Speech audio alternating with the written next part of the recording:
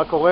אני יואב אליאסי יצל, ואני אעשה את אתגר בלי הקרח להעלאת המודעות של מחלת ה-ALS,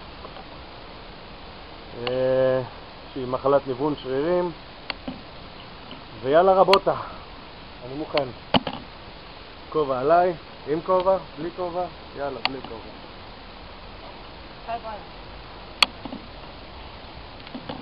מוכנים?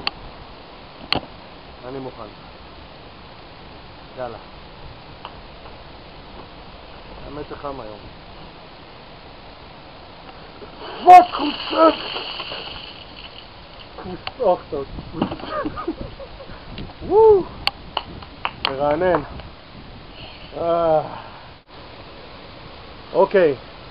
אני רוצה להעמיד לאתגר עכשיו את זהבה גלאון, את אחמד טיבי ואת חנין זועבי. בדיוק אותו אתגר, רק עם דלי מים רותחים.